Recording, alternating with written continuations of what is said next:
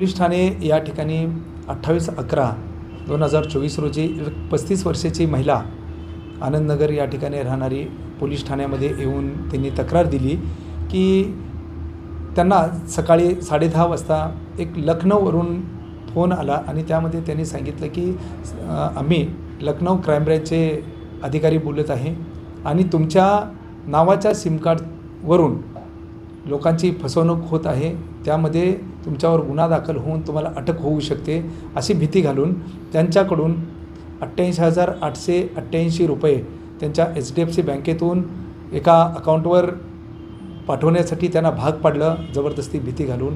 याबाबतची अशी तक्रार दिल्यावरून तात्काळ आमच्या सायबर सेलचे API दांडगे आहेत आणि PSI श्रद्धा पाटील यांनी तात्काळ NCCRP पोर्टल आणि बँकेचे संबंधित बँकेचे नोडल ऑफिसर यांना संपर्क करून ती गेलेली रक्कम ही तात्काळ होल्ड केली आणि ते आपण फ्रीज केलेले आहे संपूर्ण रक्कम। अधिक तपासामध्ये अशी माहिती मिळाली की या अनुषंगाने सदरची गेलेली रक्कम ही कर्नाटक बँक कांदिवली पश्चिम या ठिकाणी सदरचे पैसे गेलेले आहेत।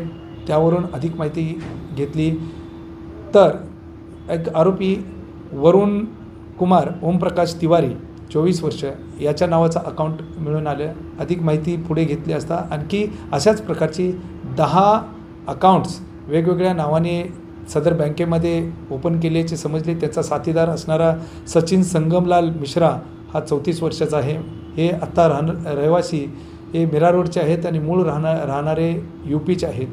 या आरोपीने अशा प्रकारच्या 10 वेगवेगळ्या लोकांना ओम सोल्युशन कंपनीमध्ये कामासाठी सॅलरी अकाउंट लावण्याचा बहाणा करून लोकांचे हे अकाउंट खोललेले आहेत आणि या आरोपीने आत्तापर्यंत अधिक सखोल तपास केला असता त्यांच्या अकाउंटवर जवळजवळ 63 NCCRP पोर्टलवर दाखल झालेल्या तक्रारी यांच्या अकाउंटवर दिसून येत आहेत आणि सदरच्या हे तक्रारी भारतातील वेगवेगळ्या राज्यातील हरियाणा, कर्नाटक, महाराष्ट्र, पश्चिम बंगाल, उत्तर प्रदेश, तेलंगणा, तामिळनाडू, गुजरात, मध्य प्रदेश, केरळ, बिहार, ओरिसा, झारखंड अशा वेगवेगळ्या राज्यातल्या ह्या तक्रारी आहेत आणि 63 सायबर पोर्टलवर या तक्रारी दाखल आहेत।